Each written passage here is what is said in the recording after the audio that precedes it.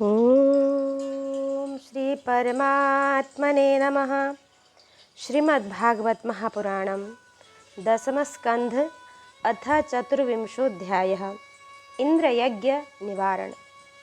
श्री सुखदेव जी महाराज कहते हैं कि भगवानपि तत्रैव बलदेवेन संयुतः अपश्यन् निवसन् गोपा निद्रियाग कृतोद्यमान। परीक्षित, भगवान श्री कृष्ण बलराम जी के साथ वृंदावन में रहकर अनेकों प्रकार की लीलाएं कर रहे थे। उन्होंने एक दिन देखा कि वहाँ के सब गोप इंद्र यज्ञ करने की तैयारी कर रहे हैं। भगवान श्री कृष्ण सबके अंतर्यामी और सर्वज्ञ हैं। उनसे कोई बात छिपी नहीं थी, वे सब जानते थे। फिर भी विनयावनत होकर उन्होंने नंद बाबा आदि बूढ़े गोपों से पूछा, पिताजी, आप लोगों के सामने यह कौन सा बड़ा भारी काम, कौन सा उत्सव आ पहुंचा है? इसका फल क्या है? किस उद्देश्य से कौन लोग किन साधनों के द्वारा यह यज्ञ किया करते हैं? पिताजी, आप मुझे यह अवश्य बतलाइए। आप मेरे पिता हैं और मैं आपका पुत्र। ये बातें सुनने के लिए मुझे बड़ी उत्कंठा भी है। पिताजी, जो संत पुरुष सबको अपनी आत्मा मानते हैं, जिनकी दृष्टि में अपनी और पराये का भेद नहीं है, जिनका न कोई मित्र है, न शत्रु और न उदासीन, उनके पास छिपाने की तो कोई बात होती ही नहीं है। परंतु यदि ऐसी स्थिति न हो तो रहस्य की बात शत्रु की भांति उदासीन से भी नहीं कहनी चाहिए। मित्र तो अपने समान ही कहा गया है, इसलिए उससे कोई बात छिपाई नहीं जाती। यह संसारी मनुष्य समझे बेसमझे अनेकों प्रकार के कर्मों का अनुष्ठान करता है। उनमें से समझ बूझ कर करने वाले पुरुषों के कर्म जैसा सफल होता है, वैसे बेसमझ के नहीं होता।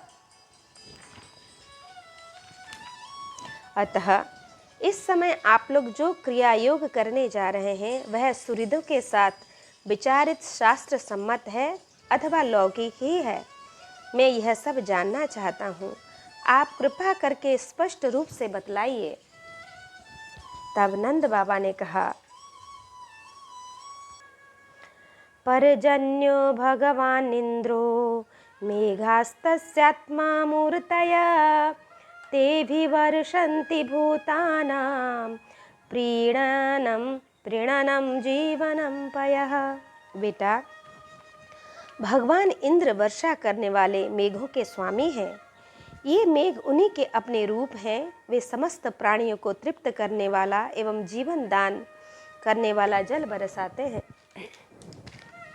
पुत्र, हम और दूसरे लोग भी उन्हीं मेघपति भगवान इंद्र की यज्ञों के द्वारा पूजा किया करते हैं। जिन सामग्रियों से यज्ञ होता है, वे भी उनके बरसाए हुए शक्तिशाली जल से ही उत्पन्न होती है। उनका यज्ञ करने के बाद जो कुछ बचा रहता है, उसी अन्न से हम सब मनुष्य अर्थ, धर्म और काम रूप त्रिवर्ग की सिद्धि के लिए अपना जीवन निर्वाह करते हैं। मनुष्यों के खेती आदि प्रयत्नों के फल देने वाले इंद्र ही हैं। यह धर्म हमारी कुल परंपरा से चला आया है। जो मनुष्य काम, लोभ, भय अथवा द्वेषवश ऐसे परंपरागत धर्म को छोड़ देता है, उसका कभी मंगल नहीं होता। श्री सुखदेव जी महाराज कहते हैं, परीक्षित, ब्रह्मा, शंकर आदि के भी शासन करने वाले केशव भगवान ने नंद बाबा और दूसरे ब्रजवासियों की बात सुनकर इंद्र को क्रोध दिलाने के लिए अपने पिता नंद बाबा से कहा कि कर्मणा जायते जंतुः कर्मणैव विलीयते सुखं दुःखं भयं क्षेमं कर्मणैवाभिपद्यते। पिताजी, प्राणी अपने कर्म के अनुसार ही पैदा होता है और कर्म से ही मर जाता है। उसे उसके कर्म के अनुसार ही सुख, दुख, भय और मंगल के निमित्तों की प्राप्ति होती है। यदि कर्म को ही सब कुछ न मानकर उनसे भिन्न जीवों के कर्म का फल देने वाला ईश्वर माना भी जाए तो वह कर्म करने वालों को ही उनके कर्म के अनुसार फल दे सकता है। कर्म न करने वालों पर उसकी प्रभुता नहीं चलती। जब सभी प्राणी अपने अपने कर्मों का ही फल भोग रहे हैं तब हमें इंद्र की क्या आवश्यकता है। पिताजी, जब वे पूर्व संस्कार के अनुसार प्राप्त होने वाले मनुष्य के कर्म फल को बदल ही नहीं सकते तब उनसे प्रयोजन। मनुष्य अपने स्वभाव पूर्व संस्कारों के अधीन है, वह उसी का अनुसरण करता है। यहाँ तक कि देवता, असुर, मनुष्य आदि के लिए यह सारा जगत स्वभाव में ही स्थित है। जीव अपने कर्मों के अनुसार उत्तम और अधम शरीर को ग्रहण करता और छोड़ता रहता है। अपने कर्मों के अनुसार ही यह शत्रु है, यह मित्र है, यह उदासीन है, ऐसा व्यवहार करता है। कहाँ तक कहूँ, कर्म ही गुरु है और कर्म ही ईश्वर। इसलिए पिताजी, मनुष्य को चाहिए कि पूर्व संस्कारों के अनुसार अपने वर्ण तथा आश्रम के अनुकूल धर्मों का पालन करता हुआ कर्म का ही आदर करे। जिसके द्वारा मनुष्य की जीविका सुगमता से चलती है वही उसका इष्ट देव होता है। जैसे अपने विवाहिता पति को छोड़कर जार पति का सेवन करने वाली व्यभिचारिणी स्त्री कभी शांति लाभ नहीं करती, वैसे ही जो मनुष्य अपनी आजीविका का चलाने वाले एक देवता को छोड़कर किसी दूसरे की उपासना करते हैं उससे उन्हें कभी सुख नहीं मिलता।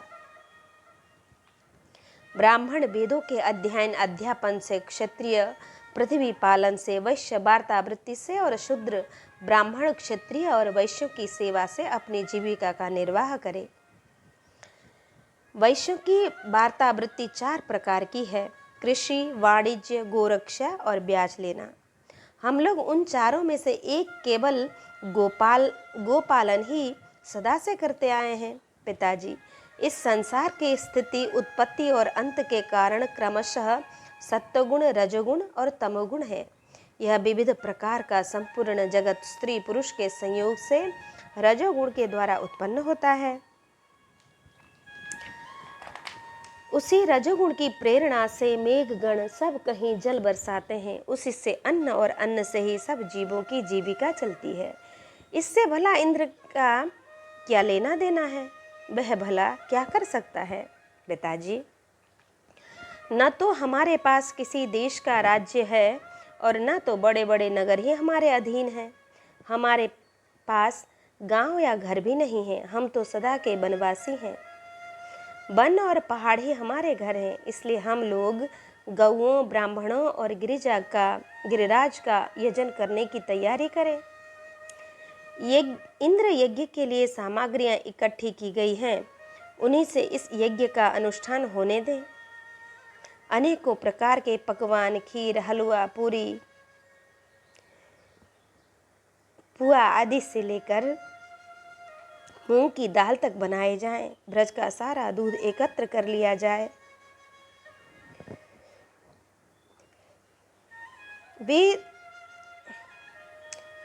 वेदवादी ब्राह्मणों के द्वारा बलिभांति हवन करवाया जाए तथा उन्हें अनेकों प्रकार के अन्न, गौएं और दक्षिणा दी जाए। और भी चांडाल, पतित तथा कुत्तों तक को यथा योग्य वस्तुएं देकर गायों को चारा दिया जाए और फिर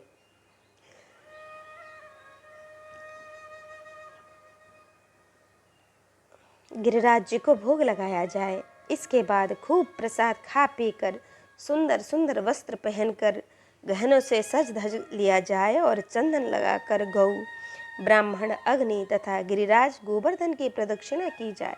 पिताजी, मेरी तो ऐसी ही संपत्ति है। यदि आप लोगों को रुचे तो ऐसा ही कीजिए। ऐसा यज्ञ गौ, ब्राह्मण और गिरिराज को तो प्रिय होगा ही। मुझे भी बहुत प्रिय है।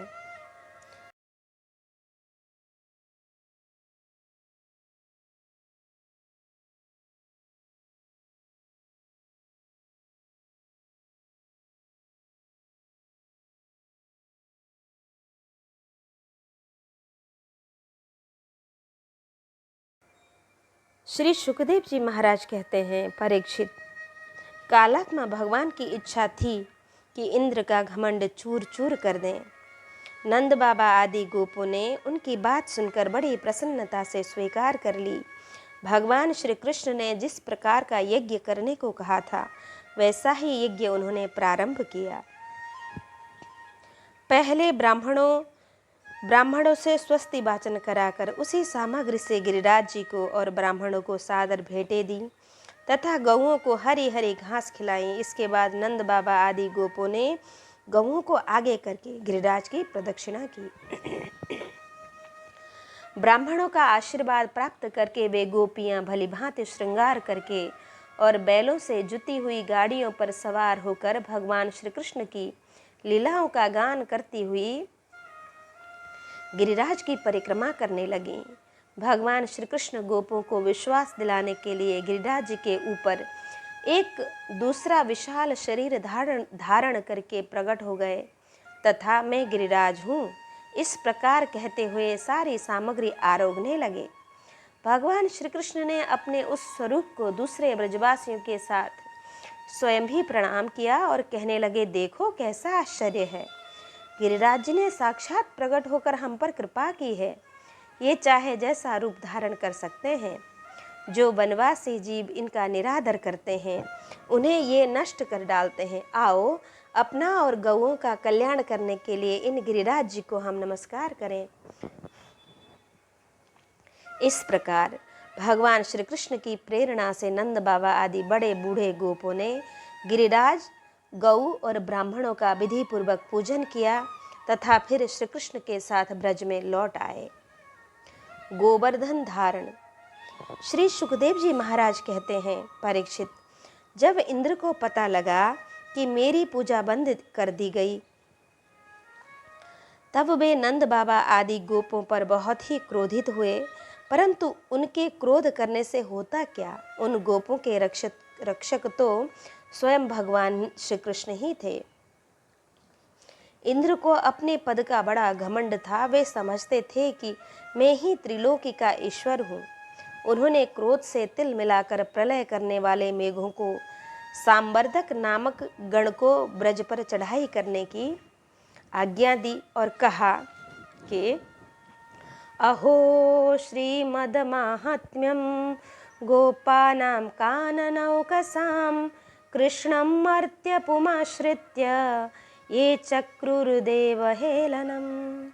ओह, इन जंगली ग्वालों को इतना घमंड, सचमुच यह धन की ही नशा है।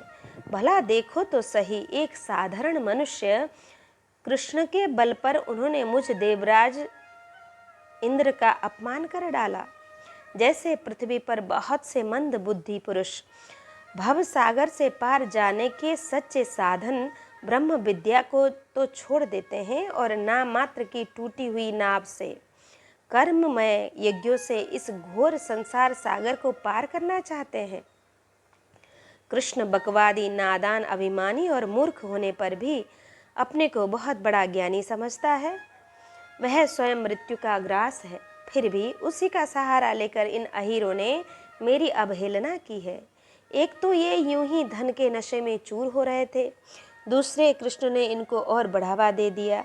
अब तुम लोग जाकर इनके इस धन के घमंड और हेकड़ी को धूल में मिला दो तथा उनके पशुओं का भी संहार कर डालो। मैं भी तुम्हारे पीछे पीछे ऐरावत हाथी पर चढ़कर नंद के ब्रज का नाश करने के लिए पराक्रमी मरुदगणों के साथ आता हूँ।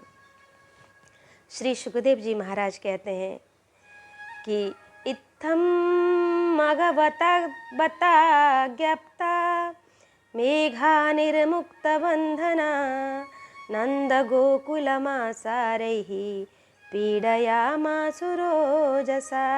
परीक्षित, इंद्र ने इस प्रकार प्रलय के मेघों को आज्ञा दी कि और उनके बंधन खोल दिए। अब वे बड़े बेग से नंद बाबा के ब्रज पर चढ़ आए और मूसलधार पानी बरसकर सारे ब्रज को पीड़ित करने लगे। चारों ओर बिजलियां चमकने लगी, बादल आपस में टकरा कर कड़कने लगे और प्रचंड आंधी की प्रेरणा से वे बड़े बड़े ओले बरसाने लगे। इस प्रकार जब दलदल के दल जब दल के दल बादल बार बार आ आकर खंभे के समान मोटी मोटी धाराएं गिराने लगे, तब ब्रजभूमि का कोना कोना पानी से भर गया और कहाँ नीचा है कहाँ ऊंचा इसका पता लगाना भी कठिन हो गया। इस प्रकार मूसलधार वर्षा तथा झंझावात के झपाटे से जब एक एक पशु ठिठुरने लगे और कांपने लगे, ग्वाल और ग्वालिनें भी ठंड के मारे अत्यंत व्याकुल हो गईं, तब वे सब के सब भगवान श्री कृष्ण की शरण में आए। मूसलधार वर्षा से सताए जाने के कारण सब ने अपने अपने सिर और बच्चों को निहुक कर अपने शरीर के नीचे छिपा लिया था और वे कांपते कांपते भगवान की चरण शरण में पहुँचे और बोले, प्यारे श्री कृष्ण, आप बड़े भाग्यवान हो। हम तो कृष्ण केवल तुम्हारे ही भाग्य से हमारी रक्षा होगी। प्रभु, इस सारे गोकुल के एकमात्र स्वामी, एकमात्र रक्षक आप ही हो। भक्त वत्सल, इंद्र के क्रोध से अब तुम हमें इंद्र के क्रोध से आप ही हमारी रक्षा कर सकते हैं। भगवान ने देखा कि वर्षा और ओलों की मार से पीड़ित होकर सब बेहोश हो चुके हैं और हो रहे हैं। वे समझ गए यह सारी करतूत इंद्र की है, उन्होंने ही क्रोधवश ऐसा किया है। वे मन ही मन कहने लगे, हमने इंद्र का यज्ञ भंग कर दिया है। इससे वे ब्रज का नाश करने के लिए बिना ऋतु के ही यह प्रचंड वायु और ओलों के साथ घनघोर वर्षा कर रहे हैं। अच्छा, मैं अपनी योग माया से इसका भलीभांति जवाब दूंगा। ये मूर्खतावश अपने को लोकपाल मानते हैं। इनके ऐश्वर्य और धन का घमंड तथा अज्ञान मैं चूर चूर कर दूंगा।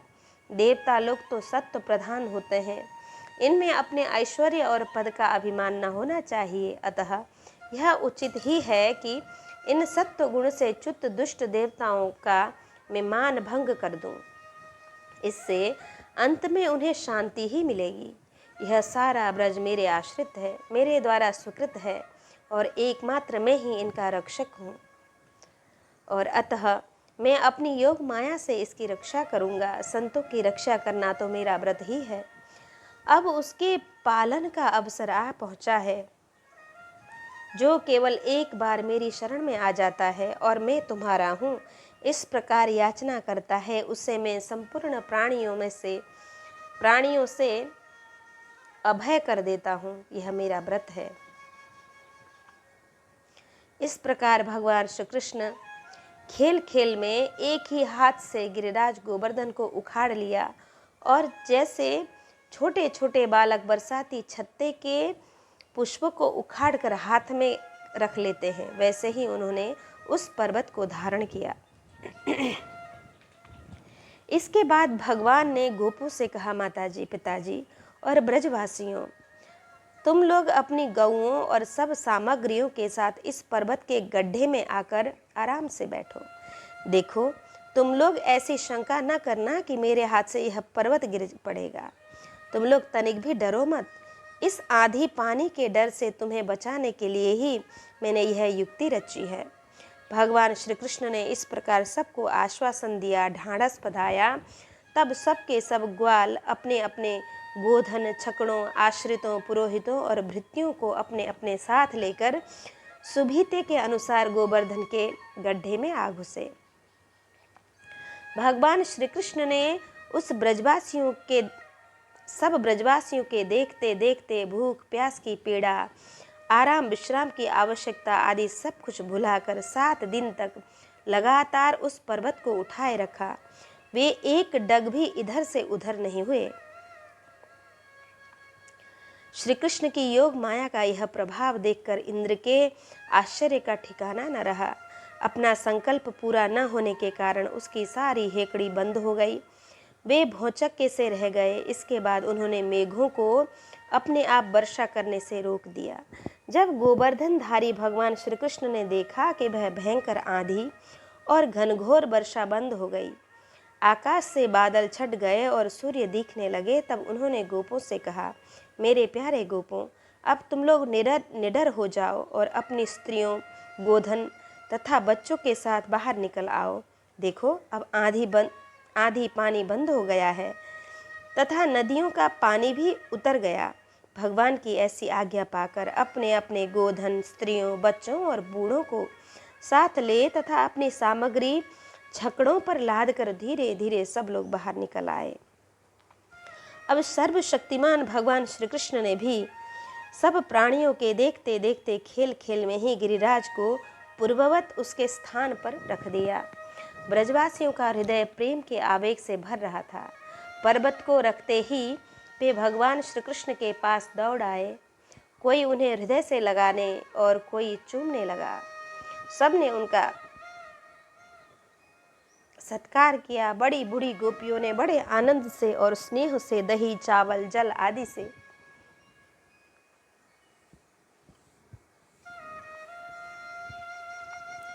उनका मंगल तिलक किया और उन्मुक्त हृदय से शुभ आशीर्वाद दिए। यशोदा रानी, रोहिणी जी, नंद बाबा और बलवानों में श्रेष्ठ बलराम जी स्नेहातुर होकर श्री कृष्ण को हृदय से लगा लिया तथा आशीर्वाद दिए। परीक्षित, उस समय आकाश में स्थित देवता, साध्य, सिद्ध, गंधर्व और चारण आदि प्रसन्न होकर भगवान की स्तुति करते हुए उन पर फूलों की वर्षा करने लगे। राजन, स्वर्ग में देवता लोग शंख और नौबत बजाने लगे। तुम्बुरु आदि गंधर्वराज भगवान की मधुर लीला का गान करने लगे। इसके बाद भगवान श्री कृष्ण ने ब्रज की यात्रा की। उनके बगल में श्री बलराम जी चल रहे थे और उनके प्रेमी ग्वाल बाल उनकी सेवा कर रहे थे। उनके साथ ही प्रेममयी गोपियां भी अपने हृदय को आकर्षित करने वाले, उसमें प्रेम जगाने वाले भगवान की गोवर्धन धारण आदि लीलाओं का गान करती हुई बड़े आनंद से ब्रज में लौट आईं और नंद बाबा से गोपों की श्री कृष्ण के प्रभाव के विषय में बातचीत। श्री सुखदेव जी महाराज कहते हैं, एवं विधानि कर्माणि गोपः कृष्णस्य वीक्षते अतद्वीर्यविदः प्रोचुः समभ्यत्य सुविस्मितः। परीक्षित, ब्रज के गोप भगवान श्री कृष्ण के ऐसी अलौकिक कर्म देखकर बड़े आश्चर्य में पड़ गए और उन्हें भगवान की अनंत शक्तियों का तो पता था नहीं। वे इकट्ठे होकर आपस में इस प्रकार कहने लगे कि इस बालक के ये बड़े कर्म बड़े अलौकिक हैं। इसका हमारे जैसे गंवार ग्रामीणों में जन्म लेना तो इसके लिए बड़ी निंदा की बात है।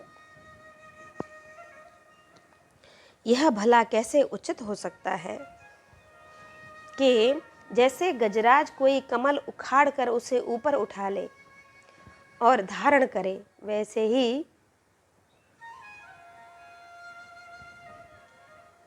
इस नन्हे से 7 वर्ष के बालक ने एक ही हाथ से गिरिराज गोवर्धन को उखाड़ लिया और खेल खेल में 7 दिनों तक उठाए रखा। यह साधारण मनुष्य के लिए भला कैसे संभव है।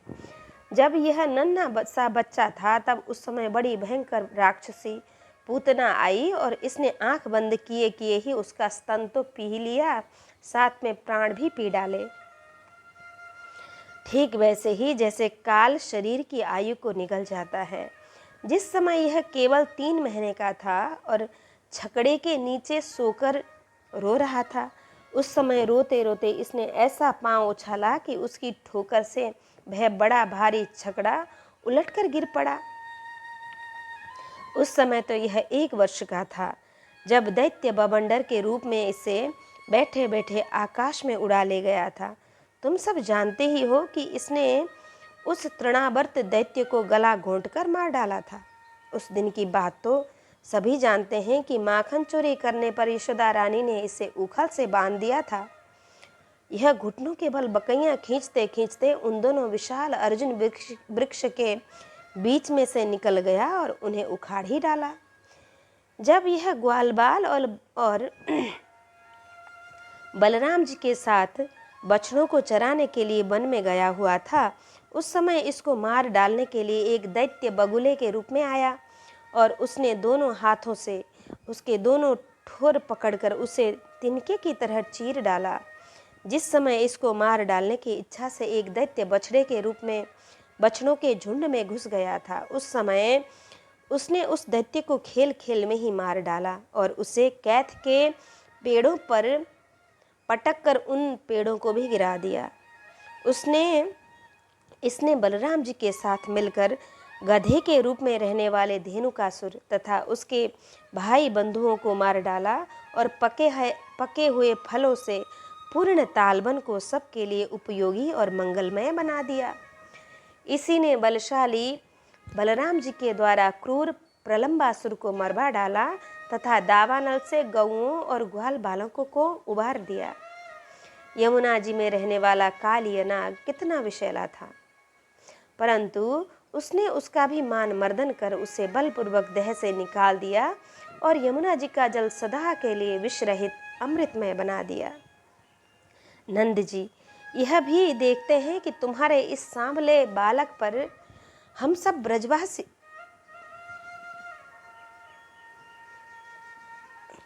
ब्रजवासियों का अनंत प्रेम है और इसका भी हमारा हम पर स्वाभाविक स्नेह है। क्या आप बतला सकते हैं कि इसका क्या कारण है? भला कहाँ तो यह 7 वर्ष का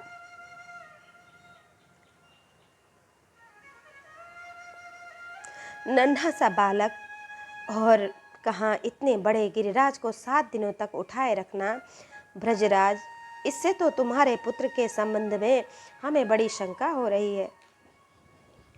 तब नंद बाबा ने कहा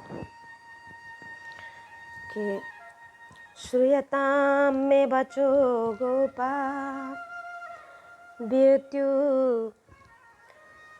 वेतु शंका च भुर्भके एनं कुमारमुद्दिश्य गर्गो में यदुवाचः।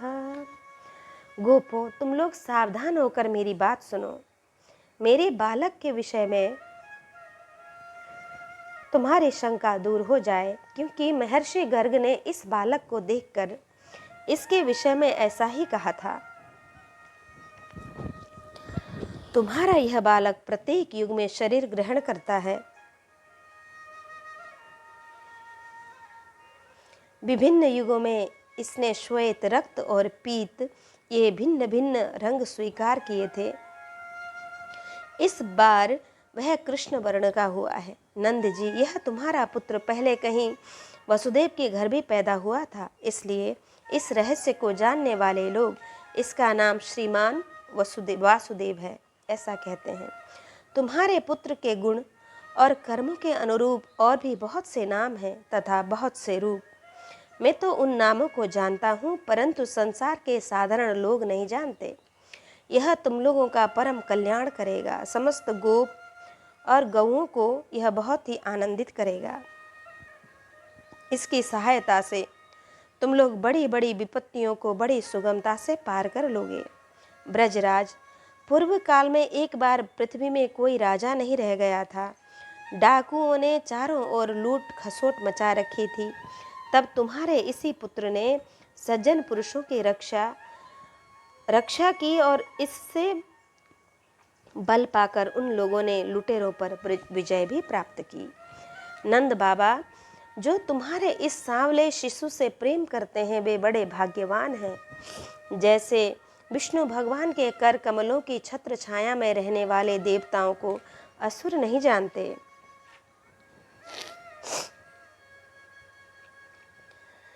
और नहीं जीत सकते, वैसे ही इससे प्रेम करने वालों की भीतरी या बाहरी किसी भी प्रकार के शत्रु नहीं जीत सकते। नंद जी, चाहे जिस दृष्टि से देखें, गुण से, ऐश्वर्य और सौंदर्य से, कीर्ति और प्रभाव से तुम्हारा बालक स्वयं भगवान नारायण के ही समान है। अतः इस बालक के अलौकिक कार्यों को देखकर आश्चर्य न करना चाहिए। गोपों, मुझे स्वयं गर्गाचार्य जी ने यह आदेश देकर अपने घर चले गए। तब से मैं अलौकिक और परम सुखद कर्म करने वाले इस बालक को भगवान नारायण का ही अंश मानता हूँ। जब ब्रजवासियों ने नंद बाबा के मुख से गर्गाचार्य जी की यह बात सुनी तब उनका विस्मय जाता रहा, क्योंकि अब वे अमित तेजस्वी श्री कृष्ण के प्रभाव को पूर्ण रूप से देख और सुन चुके थे। आनंद में भरकर उन्होंने नंद बाबा और श्री कृष्ण की भूरी भूरी प्रशंसा की। जिस समय अपना यज्ञ भंग हो जाने के कारण इंद्र क्रोध के मारे आग बबूला हो गए थे और मूसलधार वर्षा करने लगे थे, उस समय वज्रपात, ओलों की बौछार और प्रचंड आंधी से स्त्री, पशु तथा ग्वाले अत्यंत पीड़ित हो गए थे।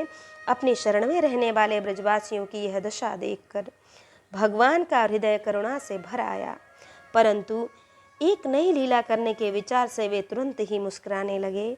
जैसे कोई नन्हा सा निर्बल बालक खेल खेल में ही बरसाती छत्ते का पुष्प उखाड़ ले, वैसे ही उन्होंने एक हाथ से ही गिरिराज गोवर्धन को उखाड़ कर धारण कर लिया और सारे ब्रज की रक्षा की। इंद्र का मदचूर करने वाले वे ही भगवान गोविंद हम पर प्रसन्न हों। श्री कृष्ण का अभिषेक। परीक्षित, श्री सुखदेव जी महाराज कहते हैं, परीक्षित, गोवर्धन धृते शैला आसाराद रक्षिते ब्रजे गोलोकादा ब्रजत कृष्णम सुरभि चक्र एव च। परीक्षित, जब भगवान श्री कृष्ण ने गिरिराज गोवर्धन को धारण करके मूसलधार वर्षा से ब्रज को बचा लिया, तब उनके पास गोलोक से कामधेनु बधाई देने के लिए और स्वर्ग से देवराज इंद्र अपने अपराध को क्षमा कराने के लिए आए। भगवान का तिरस्कार करने के कारण इंद्र बहुत ही लज्जित थे, इसलिए उन्होंने एकांत स्थान में भगवान के पास जाकर अपने सूर्य के समान तेजस्वी मुकुट से उनके चरणों का स्पर्श किया। परम तेजस्वी भगवान श्री कृष्ण का प्रभाव देख सुनकर इंद्र का यह घमंड जाता रहा कि मैं ही तीनों लोकों का स्वामी हूँ। अब उन्होंने हाथ जोड़कर उनकी स्तुति की। विशुद्ध सत्वं तव धाम शांतं तपोमया ध्वस्तरजस्तमस्कं मायामयोऽयं गुणसंप्रवाहो न विद्यते ते ग्रहणानुबन्धः कुतो नु तद्वे तव एष तत्कृता लोभादयो ये बुधलिङ्गभावा तथापि दण्डं भगवन् बिभर्ति धर्मस्य गुप्ते खल निग्रहाय। भगवन, आपका स्वरूप परम शांत, ज्ञानमय, रजगुण तथा तमोगुण से रहित एवं विशुद्ध अप्राकृत सत्वमय है। यह गुणों के प्रभाव से प्रतीत होने वाला प्रपंच केवल मायामय है, क्योंकि आपका स्वरूप न जानने के कारण ही आप में इसकी प्रतीति होती है। जब आपका संबंध अज्ञान और उसके कारण प्रतीत होने वाले देहादि से है ही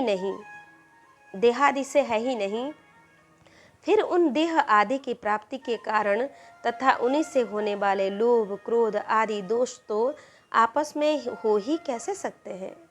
प्रभु, इन दोषों का होना तो अज्ञान का लक्षण है।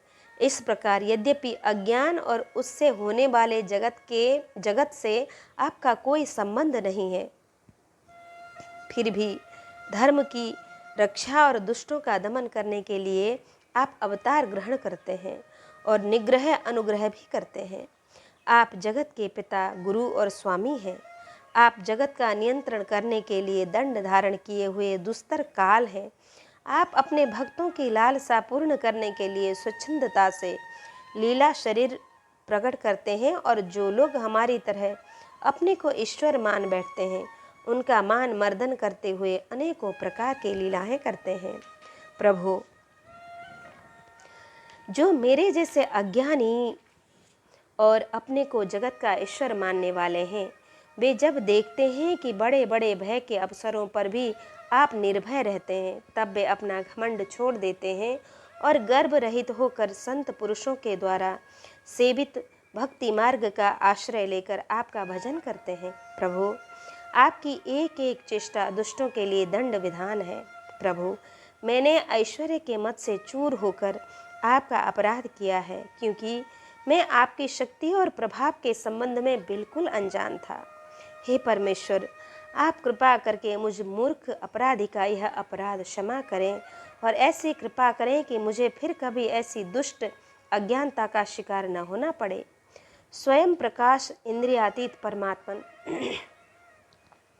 आपका यह अवतार इसलिए हुआ है कि जो असुर सेनापति केवल अपना पेट पालने में ही लग रहे हैं और पृथ्वी के लिए बड़े भारी भार के कारण बन रहे हैं, उनका वध करके उन्हें मोक्ष दिया जाए, और जो आपके चरणों के सेवक हैं, आज्ञाकारी भक्तजन हैं, उनका अभ्युदय हो, उनकी रक्षा हो। भगवान, मैं आपको नमस्कार करता हूँ। आप सर्वांतर्यामी पुरुषोत्तम तथा सर्वात्मा वासुदेव हैं। आप यदुवंशियों के एकमात्र स्वामी, भक्तवत्सल एवं सबके चित्त को आकर्षित करने वाले हैं। मैं आपको बार बार नमस्कार करता हूँ। आपने जीवों के समान कर्मवश होकर नहीं, स्वतंत्रता से अपने भक्तों की तथा अपनी इच्छा के अनुसार ही शरीर स्वीकार किया है। आपका यह शरीर भी विशुद्ध ज्ञान स्वरूप है। आप सब कुछ हैं, सबके कारण हैं और सबके आत्मा हैं। मैं आपको बार बार नमस्कार करता हूँ। भगवान, मेरे अभिमान का अंत नहीं है और मेरा क्रोध भी बहुत ही तीव्र है और मेरे वश के बाहर है। जब मैंने देखा कि मेरा यज्ञ तो नष्ट कर दिया गया, तब मैंने मूसलधार वर्षा और आंधी के द्वारा सारे ब्रजमंडल को नष्ट कर देना चाहा, परंतु प्रभु, आपने मुझ पर बहुत ही अनुग्रह किया। मेरी चेष्टा व्यर्थ होने से मेरे घमंड की जड़ उखड़ गई। आप मेरे स्वामी हैं, गुरु हैं और मेरे आत्मा हैं। मैं आपकी शरण में हूँ। श्री सुखदेव जी महाराज कहते हैं, परीक्षित, जब देवराज इंद्र ने भगवान श्री कृष्ण की इस प्रकार स्तुति की, तब उन्होंने हंसते हुए मेघ के समान गंभीर वाणी से इंद्र को संबोधित करके कहा, मया ते कारिमघवन् मखभंगोऽनुगृह्णता मदनुस्मृतये नित्यं मत्तस्येन्द्रश्रियाभृशम्। इंद्र, तुम ऐश्वर्य और धन संपत्ति के मत से पूरे मत वाले हो रहे थे, इसलिए तुम पर अनुग्रह करके ही मैंने तुम्हारा यज्ञ भंग किया है, इसलिए कि तुम अब मुझे नित्य निरंतर स्मरण रख सको। जो ऐश्वर्य और धन संपत्ति के मत से अंधा हो जाता है, वह यह नहीं देखता कि मैं काल रूप परमेश्वर हाथ में दंड लेकर उसके सिर पर सवार हूँ।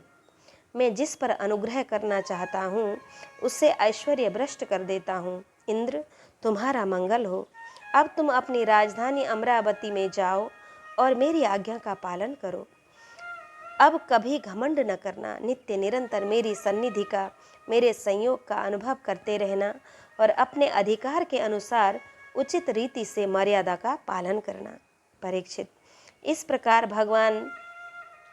भगवान ने इंद्र को आज्ञा दी और भगवान इस प्रकार आज्ञा दे ही रहे थे कि मनस्विनी कामधेनु ने अपनी संतानों के साथ गोप वेशधारी परमेश्वर श्री कृष्ण की वंदना की और उनको संबोधित करके कहा, कृष्ण कृष्ण महायोगिन विश्वात्मन विश्वसंभव भवता लोकनाथेन सनाथ वयमुच्युतः त्वां नः परमकं दैवं त्वं न इंद्रो जगत्पते भवाय भवगो विप्र देवानां ये च साधव। सच्चिदानंद स्वरूप श्री कृष्ण कामधेनु ने कहा कि सच्चिदानंद स्वरूप श्री कृष्ण, आप महायोगी योगेश्वर हैं, आप स्वयं विश्व हैं, आपके परम कारण हैं, आप विश्व के परम कारण हैं, अच्युत हैं, संपूर्ण विश्व के स्वामी। आपको अपने रक्षक के रूप में प्राप्त कर हम सनाथ हो गई।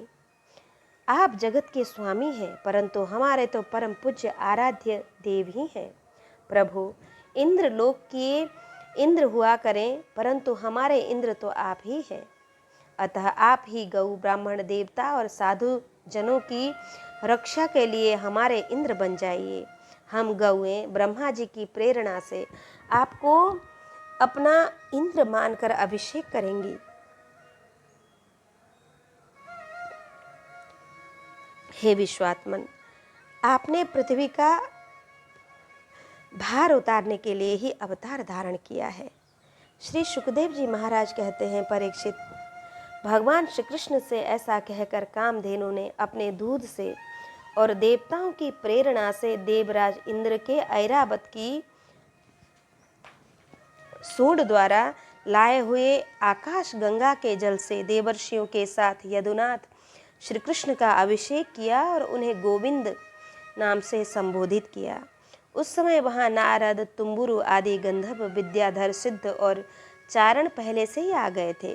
वे समस्त संसार के पाप ताप को मिटा देने वाले भगवान के लोकमलापह यश का गान करने लगे और अप्सराएं आनंद से भरकर नृत्य करने लगीं। मुख्य देवता भगवान की स्तुति करके उन पर नंदन वन के दिव्य पुष्पों की वर्षा करने लगे। तीनों लोकों में परमानंद की बाढ़ आ गई और गौओं के स्तनों से आप ही आप इतना दूध गिरा कि पृथ्वी गीली हो गई। नदियों में विविध रसों की बाढ़ आ गई। वृक्षों से मधुर धारा बहने लगी। बिना जोते बोए पृथ्वी में अनेकों प्रकार की औषधियां, अन्न पैदा हो गए। पर्वतों में छिपे हुए मणि माणिक्य स्वयं ही बाहर निकल आए। परीक्षित, भगवान श्री कृष्ण का अभिषेक होने पर जो जीव स्वभाव से ही क्रूर है, वे भी वैरहीन हो गए। उनमें भी परस्पर मित्रता हो गई। इंद्र ने इस प्रकार गौ और गोकुल के स्वामी श्री गोविंद का अभिषेक किया और उसने अनुमति प्राप्त होने पर देवता, गंधर्व आदि के साथ स्वर्ग की यात्रा की।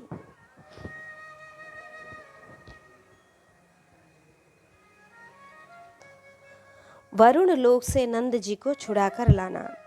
श्री सुखदेव जी महाराज कहते हैं कि एकादश्याम निराहारः समभ्यर्च्य जनार्दनम स्नातु नंदस्तु कालिंद्या द्वादश्याम जलमाविशद। परीक्षित, नंद बाबा ने कार्तिक शुक्ल एकादशी का उपवास किया और भगवान की पूजा की तथा उसी दिन रात में द्वादशी लगने पर स्नान करने के लिए यमुना जल में प्रवेश किया। नंद बाबा को यह मालूम नहीं था कि यह असुरों की बेला है, इसलिए वे रात के समय ही यमुना जल में घुस गए और उस समय वरुण के सेवक एक असुर ने उन्हें पकड़ लिया और वह अपने स्वामी के पास ले गया। नंद बाबा के खो जाने से ब्रज के सारे गोप, श्री कृष्ण अब तुम ही अपने पिता को ला सकते हो, बलराम अब तुम्हारा ही भरोसा है, इस प्रकार कहते हुए रोने पीटने लगे। भगवान श्री कृष्ण सर्वशक्तिमान हैं एवं सदा से ही अपने भक्तों का भय भगाते आए हैं। जब उन्होंने ब्रजवासियों का रोना पीटना सुना और यह जाना कि पिताजी को वरुण का कोई सेवक ले गया है, तब वे वरुण जी के पास गए। जब लोकपाल वरुण ने देखा कि समस्त जगत के अंतरिंद्रिय और बहिरिंद्रियों के प्रवर्तक भगवान श्री कृष्ण स्वयं ही उनके यहाँ पधारे हैं, तब उन्होंने उनकी बहुत बड़ी पूजा की। भगवान के दर्शन से उनका रोम रोम आनंद से खिल उठा। इसके बाद उन्होंने भगवान से निवेदन किया, अद्य मे निभृतो देहो दैवार्थोऽधिगतः प्रभो त्वत्पादभाजो भगवन् न वापुः पारमध्वनः। प्रभु, आज मेरा शरीर धारण करना सफल हुआ। आज मुझे संपूर्ण पुरुषार्थ प्राप्त हो गया, क्योंकि आज मुझे आपके चरणों की सेवा का शुभ अवसर प्राप्त हुआ है। भगवन, जिन्हें भी आपके चरण कमलों की सेवा का सुअवसर मिला, वे सब भव से पार हो गए। आप भक्तों के भगवान, वेदांतियों के ब्रह्म और योगियों के परमात्मा हैं।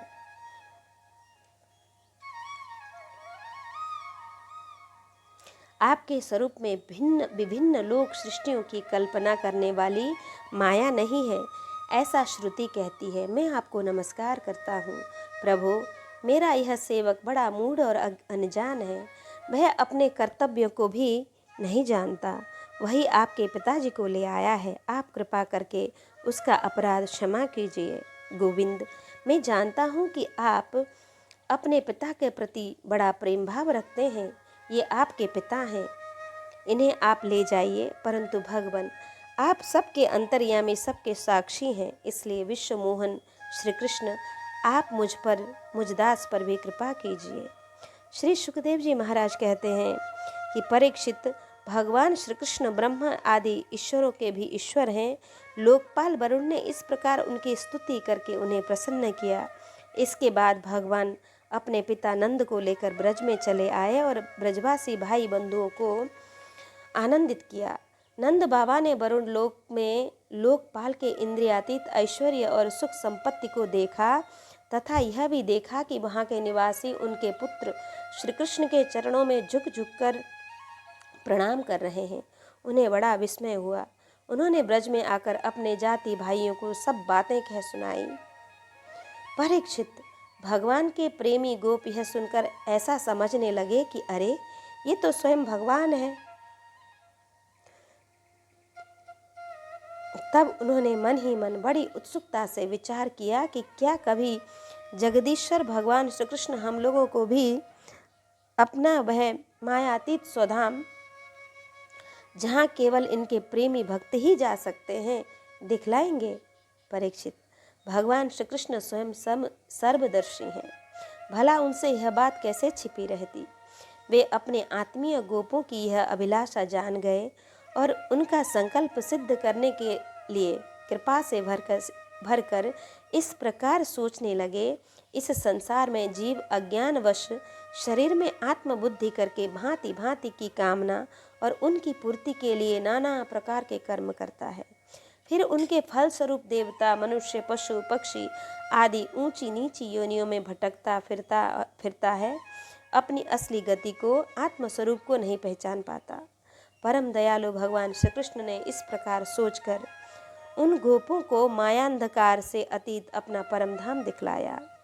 भगवान ने पहले उनको उस ब्रह्मा का साक्षात्कार करवाया, जिसका स्वरूप सत्य, ज्ञान, अनंत, सनातन और ज्योति स्वरूप है तथा समाधि निष्ठ गुणातीत पुरुष ही जिसे देख पाते हैं। जिस जलाशय में अक्रूर को भगवान ने अपना स्वरूप दिखलाया था, उसी ब्रह्म स्वरूप ब्रह्मरहद में भगवान उन गोपों को ले गए। वहाँ उन लोगों ने उसमें डुबकी लगाई। वे ब्रह्मरहद में प्रवेश कर गए। तब भगवान ने उनमें से उनको निकालकर अपने परम धाम का दर्शन कराया। उस दिव्य भगवत स्वरूप लोक को देखकर नंद बाबा आदि गोप परमानंद में मग्न हो गए। वहाँ उन्होंने देखा कि सारे वेद मूर्तिमान होकर भगवान श्री कृष्ण की स्तुति कर रहे हैं। यह देखकर वे सब के सब परम विस्मित हो गए। रास लीला का आरंभ।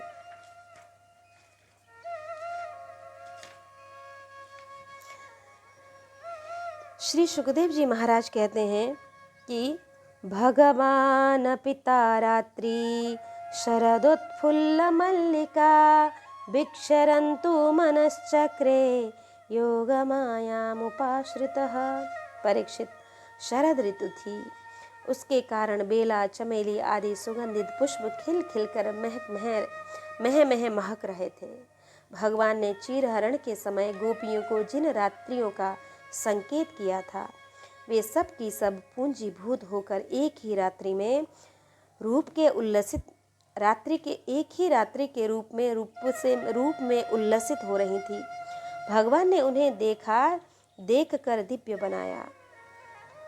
गोपियां तो चाहती ही थी।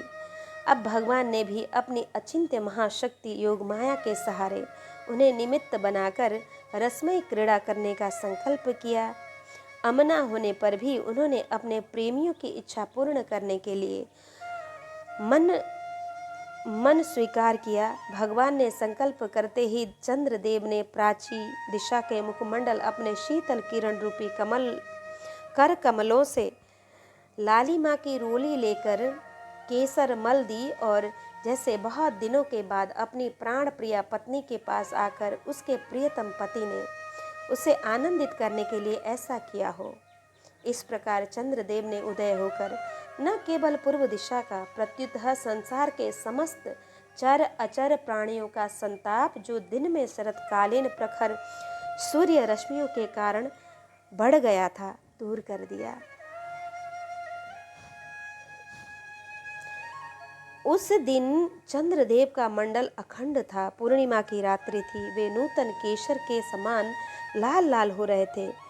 कुछ संकोच मिश्रित अभिलाषा से युक्त जान पड़ते थे। उनका मुखमंडल लक्ष्मी जी के समान मालूम रहा था। उनकी कोमल किरणों से सारा वन अनुराग के रंग में रंग गया। वन के कोने कोने में उन्होंने अपनी चांदनी के द्वारा अमृत का समुद्र उड़ेल दिया।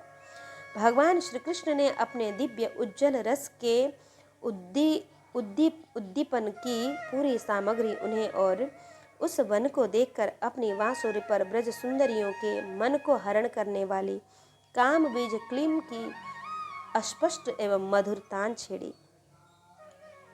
भगवान का वह वंशी वादन भगवान के प्रेम को, उनके मिलने की लालसा को अत्यंत उकसाने वाला, बढ़ाने वाला था।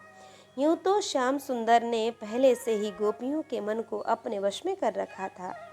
अब तो उनके मन की सारी वस्तुएं भय, संकोच, धैर्य, मर्यादा आदि की वृत्तियां भी छीन ली।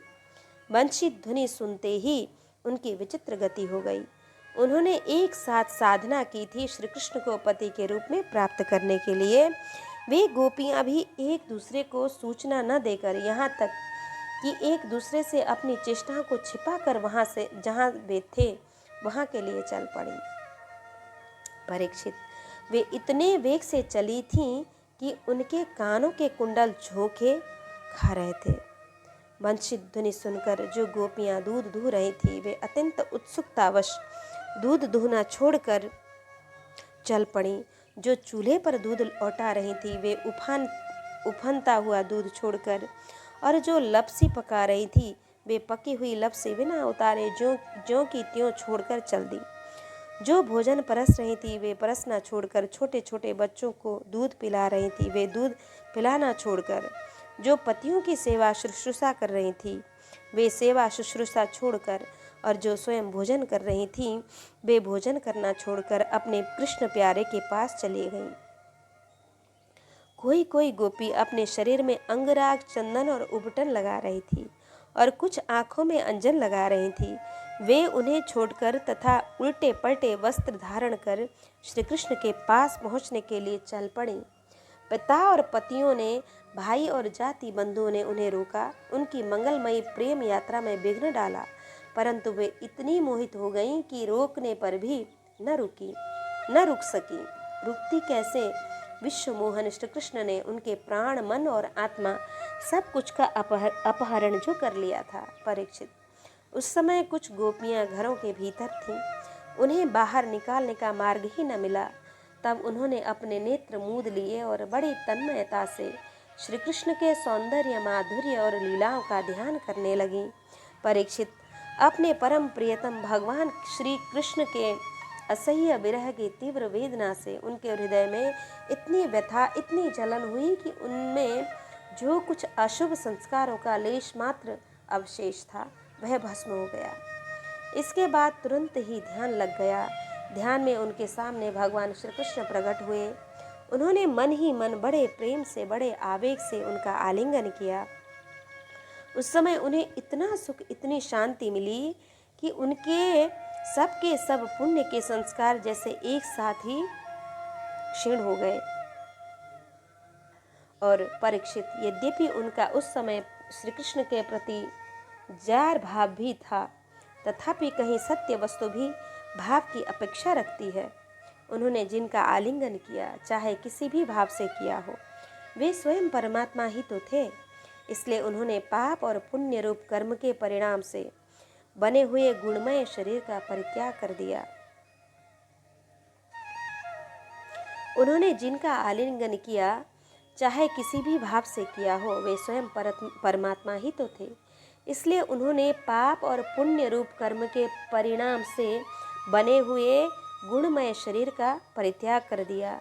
भगवान की लीला में सम्मिलित होने के योग्य दिव्य अपराकृत शरीर प्राप्त कर लिया। इस शरीर से भोगे जाने वाले कर्म बंधन तो ध्यान के समय ही छिन्न भिन्न हो चुके थे।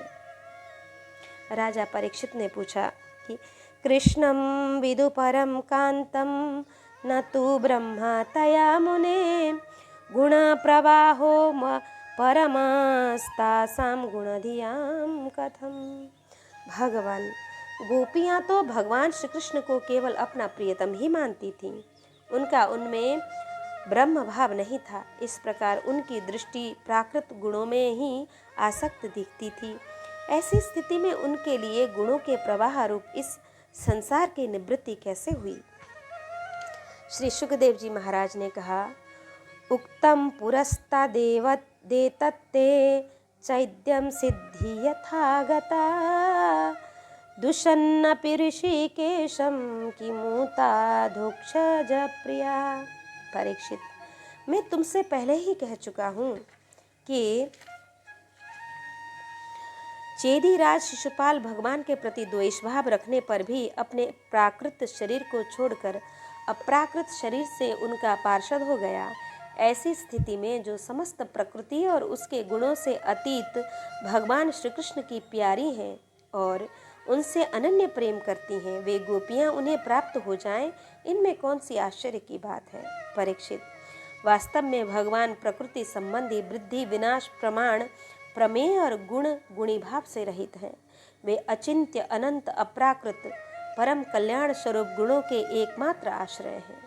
उन्होंने यह जो अपने को तथा अपनी लीला को प्रकट किया है, उसका प्रयोजन केवल इतना ही है कि जीव उसके सहारे अपना परम कल्याण संपादन करे।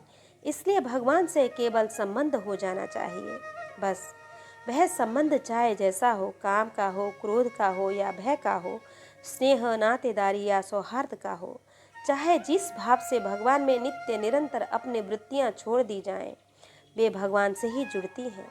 इसलिए वृत्तियाँ भगवानमय हो जाती हैं और उस जीव को भगवान की ही प्राप्ति होती है। परीक्षित, तुम्हारे जैसे परम भागवत भगवान का रहस्य जानने वाले भक्तों को श्री कृष्ण के संबंध में ऐसा संदेह नहीं करना चाहिए। योगेश्वरों के भी ईश्वर अजन्मा भगवान के लिए भी यह कोई आश्चर्य की बात नहीं। यह कोई आश्चर्य की बात है? अरे, उनके संकल्प मात्र से, मोहों के इशारों से सारे जगत का परम कल्याण हो सकता है। जब भगवान श्री कृष्ण ने देखा कि ब्रज की अनुपम विभूतियाँ गोपियाँ मेरी बिल्कुल पास आ गई हैं, तब उन्होंने अपनी विनोद भरी वाक चातुरी से उन्हें मोहित करते हुए कहा, क्यों न हो, भूत भविष्य और वर्तमान काल के जितने वक्ता हैं, उनमें वे ही तो सर्वश्रेष्ठ हैं। श्री भगवान ने कहा, स्वागतं वो महाभागः प्रियं किं करवाणि वः ब्रजस्यानामयं कश्चिद् ब्रूतागमन कारणम। महाभाग्यवती गोपियों, तुम्हारा स्वागत है, बतलाओ तुम्हें प्रसन्न करने के लिए मैं कौन सा काम करूं? ब्रज में तो सब कुशल मंगल है ना? कहो, इस समय यहाँ आने की क्या आवश्यकता पड़ गई? सुंदरी गोपियों, रात का समय है, यह स्वयं ही बड़ा भयावना होता है और इसमें बड़े बड़े भयावने जीव जंतु इधर उधर घूमते रहते हैं। अतः तुम सब तुरंत ब्रज लौट जाओ। रात के समय घोर जंगल में स्त्रियों को नहीं रुकना चाहिए। तुम्हें न देखकर तुम्हारे माँ बाप, पति, पुत्र और भाई बंधु ढूंढ रहे होंगे। उन्हें भय में न डालो। तुम लोगों ने रंग बिरंगे पुष्पों से लदे हुए इस वन की शोभा को देखा है। पूर्ण चंद्रमा की कोमल रश्मियों से यह रंगा हुआ है, मानो उन्होंने अपने हाथों चित्रकारी की हो और यमुना जी के जल का स्पर्श करके बहने वाले शीतल समीर की मंद मंद गति से हिलते हुए ये वृक्षों के पत्ते तो इस वन की शोभा को और भी बढ़ा रहे हैं। परंतु अब तो तुम लोगों ने यह सब कुछ देख लिया। अब देर मत करो, शीघ्र से शीघ्र ब्रज में लौट जाओ।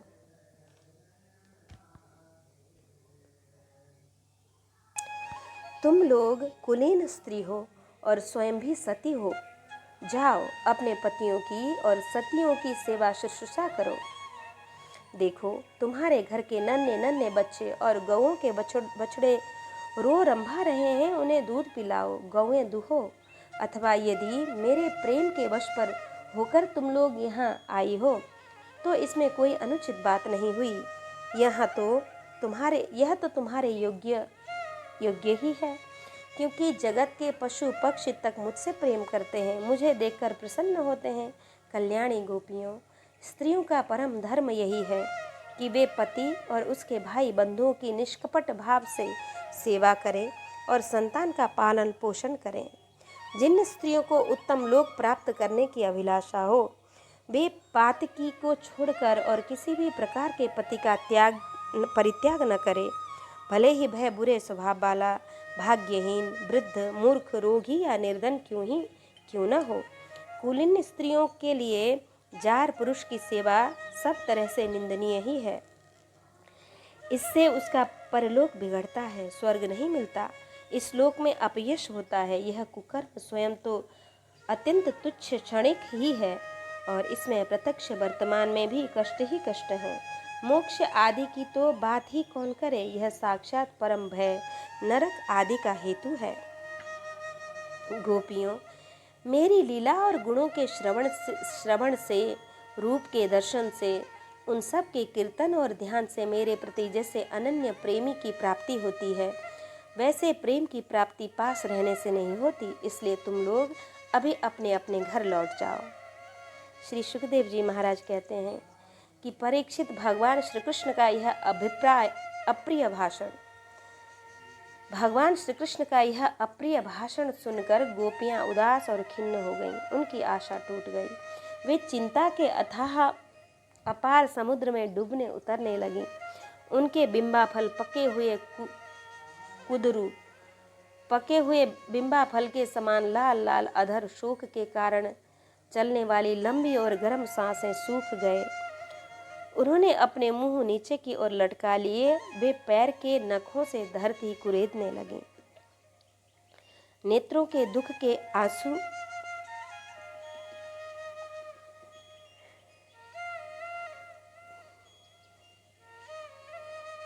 पैर के नखों से धरती कुरेदने लगी। नेत्रों के दुख से आंसू बह बहकर काजल के साथ वक्षस्थल पर पहुंचने और वहां लगी हुई केसर को धोने लगे। उनका हृदय दुख से इतना भर गया कि वे कुछ बोल न सकीं, चुपचाप खड़ी रह गईं। गोपियों ने अपने प्यारे श्याम सुंदर के लिए सारी कामनाएं, सारे भोग छोड़ दिए थे। श्री कृष्ण में उनका अनन्य अनुराग, परम प्रेम था। जब उन्होंने अपने प्रियतम श्री कृष्ण की यह निष्ठुरता से भरी बात सुनी, जो बड़ी ही अप्रिय सी मालूम हो रही थी, तब उन्हें बड़ा दुख हुआ। आंखें रोते रोते लाल हो गईं, आंसुओं के मारे रुध गईं। उन्होंने धीरज धारण करके अपने आंखों के आंसू पोंछे और प्रिय प्रणय कोप के कारण वे गदगद वाणी से कहने लगी, किमैवं विभुर्हति भवन् गदितुं निशंसं संत्यज्य सर्वविषयान् स्तव पादमूलं भक्ता भजस्व दुरवा ग्रहमात्यजस्मन् देवो यथादिपुरुषो भजते मुमुक्षुन्। प्यारे श्री कृष्ण, तुम घट घट व्यापी हो, तुम हमारे हृदय की बात जानते हो। तुम्हें इस प्रकार निष्ठुरता भरे वचन नहीं कहने चाहिए। हम सब छोड़कर केवल तुम्हारे चरणों में ही प्रेम करती हैं। इसमें संदेह नहीं कि तुम स्वतंत्र और हठीले हो, तुम पर हमारा कोई वश नहीं है। फिर भी तुम अपनी ओर से, जैसे आदि पुरुष भगवान नारायण कृपा करके अपने मुमुक्षु भक्तों से प्रेम करते हैं, वैसे ही हमें स्वीकार कर लो, हमारा त्याग मत करो। प्यारे श्याम सुंदर, तुम सर्व धर्मों का रहस्य जानते हो। तुम्हारा यह कहना कि अपने पति, पुत्र और भाई बंधुओं की सेवा करना ही स्त्रियों का स्वधर्म है, अक्षरशः ठीक है, परंतु इस उपदेश के अनुसार हमें तुम्हारी ही सेवा करनी चाहिए, क्योंकि तुम ही सब उपदेशों के पद चरम लक्ष्य हो, साक्षात भगवान हो। तुम ही समस्त शरीरधारियों के सुहृद हो, आत्मा हो और परम प्रियतम हो। आत्मज्ञान में निपुण महापुरुष तुमसे ही प्रेम करते हैं, क्योंकि तुम नित्य प्रिय एवं अपने ही आत्मा हो। अनित्य एवं दुखद पति पुत्रादि से क्या प्रयोजन है। परमेश्वर, इसलिए हम पर प्रसन्न हो, कृपा करो। कमल नयन, चीरकाल से तुम्हारे प्रति पाली पोषी आशा अभिलाषा की लहलाती लता को छेदन मत करो। मनमोहन, अब तक हमारा चित्त घर के काम धंधों में लगा था, इससे हमारे हाथ भी उनमें रमे हुए थे, परंतु तुमने हमारे देखते देखते हमारा वह चित्त लूट लिया। इसमें तुम्हें कोई कठिनाई भी नहीं उठानी पड़ी। तुम तो सुख स्वरूप हो ना। परंतु अब तो हमारी गतिमति निराली ही हो गई है। हमारे ये पैर तुम्हारे चरण कमलों को छोड़कर एक पग भी हटने के लिए तैयार नहीं हट रहे हैं। फिर हम ब्रज में कैसे जाएं?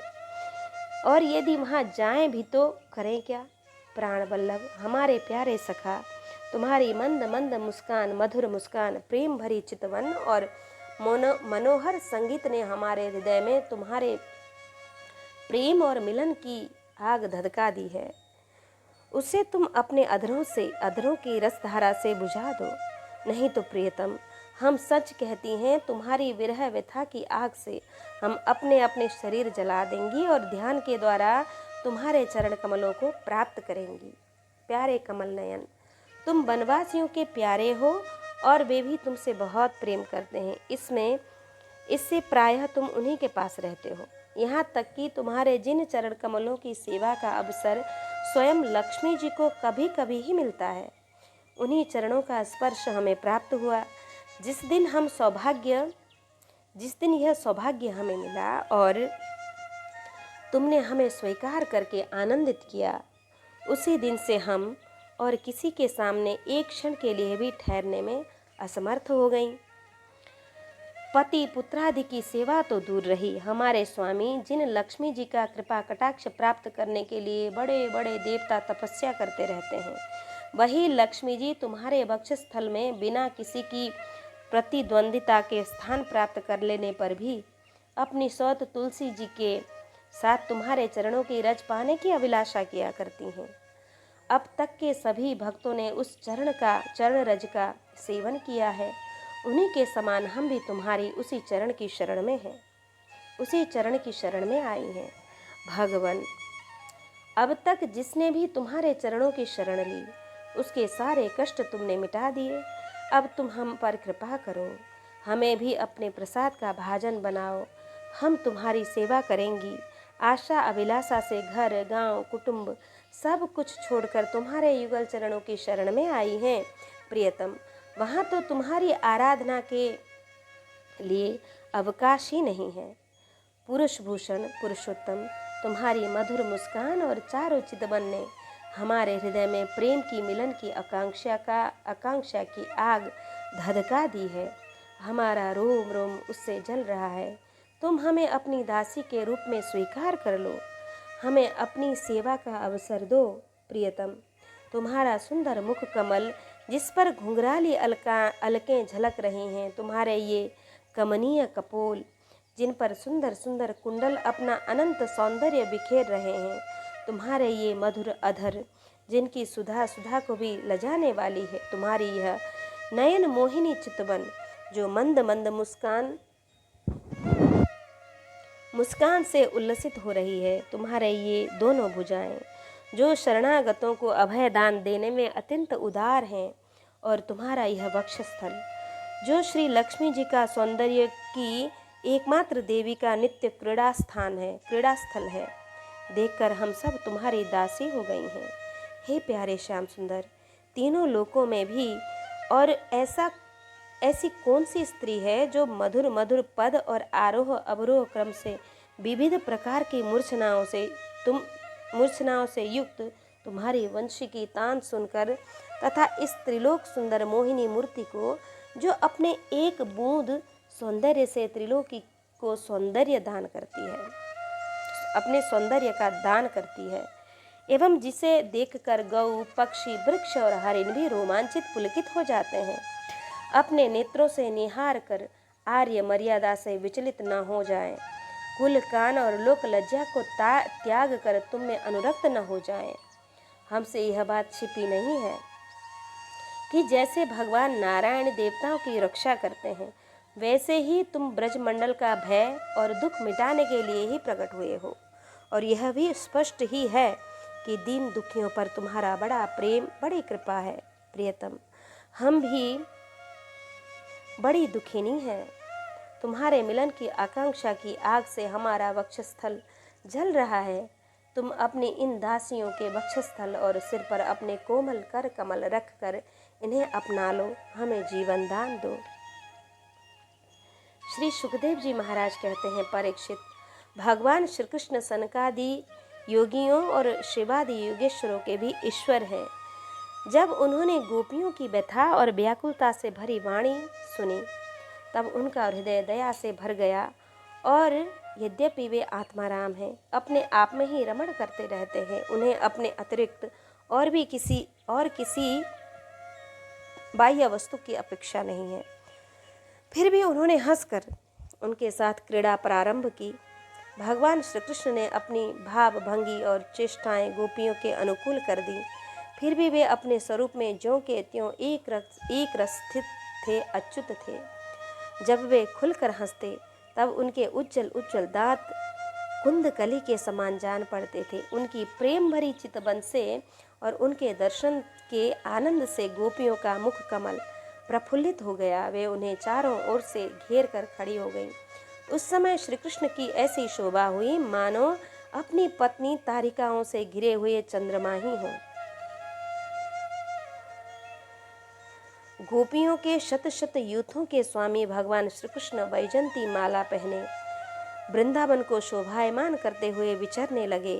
कभी गोपियां अपने प्रियतम श्री कृष्ण के गुण और लीलाओं का गान करती, तो कभी श्री कृष्ण गोपियों के प्रेम और सौंदर्य के गीत गाने लगते। इसके बाद भगवान श्री कृष्ण ने गोपियों के साथ यमुना जी के पावन पुलिन पर, जो कपूर के समान चमकीली बालू से जगमगा रहा था, पदार्पण किया।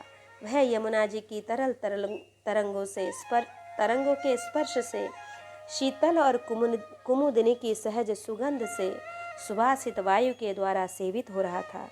उस आनंदप्रद पुलिन पर भगवान ने गोपियों के साथ क्रीड़ा की। हाथ फैलाना, आलिंगन करना, गोपियों के साथ उनकी चोटी, जांग, नीवी और स्तन आदि का स्पर्श करना, विनोद करना, नख क्षत करना, विनोदपूर्ण चितवन से देखना और मुस्काना, इन क्रियाओं के द्वारा गोपियों के दिव्य काम रस को, परमोज्जल प्रेम भाव को उत्तेजित करते हुए भगवान श्री कृष्ण उन्हीं क्रीड़ा द्वारा आनंदित करने लगे। और उदार शिरोमणि सर्वव्यापक भगवान श्री कृष्ण ने जब इस प्रकार गोपियों का सम्मान किया, तब गोपियों के मन में ऐसा भाव आया कि संसार की समस्त स्त्रियों में हम ही सर्वश्रेष्ठ हैं, हमारे समान और कोई नहीं है। वे कुछ मानवती हो गई। जब भगवान ने देखा कि इन्हें तो अपने सुहाग का कुछ गर्व हो आया है और अब मान भी करने लगी हैं, तब वे उनका गर्व शांत करने के लिए तथा उनका मान दूर करने के लिए वहीं उनके बीच में ही अंतर्ध्यान हो गए। इति श्रीमद्भागवते महापुराणे पारमहंस्यां संहितायां दशमस्कन्धे पूर्वार्धे भगवतो रासक्रीडा वर्णनं नाम एकोनत्रिंशोऽध्यायः। कृष्णाय वासुदेवाय हरये परमात्मने प्रणतक्लेशनाशाय श्रीकृष्णाय वयं नमः।